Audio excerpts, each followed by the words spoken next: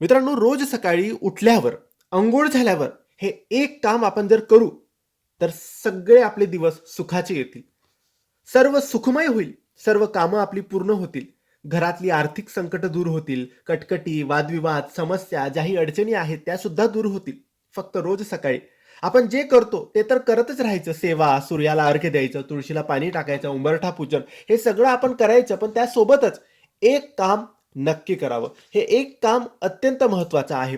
हे एक काम अंघोळ झाल्यानंतर, देवपूजा झाल्यानंतर, उंबरठा पूजून झाल्यानंतर केलं तरी चालतं. हे काम म्हणजे तुम्हाला तुमच्या घरातली एक चिमूटभर साखर, तुमच्या चिमूटभर साखर घ्यायची आहे, तुमच्या हातात चिमूटभर साखर घ्यायची आहे. घराच्या बाहेर जायचं आणि कोणत्याही एका कोपऱ्यात साईडला ती चिमूटभर साखर टाकून द्यायची. मुंग्या असो नसो, तुम्ही ती साखर टाकायची आहे. हे पितृंना तृप्त करतं. हे आपल्या घरातल्या आर्थिक संकटांना दूर करतं.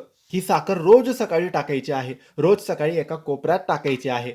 आठवणीने नियम बनवून घ्या. हे अन्नदान सुद्धा होईल आणि पितृंना तृप्त सुद्धा करेल. नक्की करा. धन्यवाद.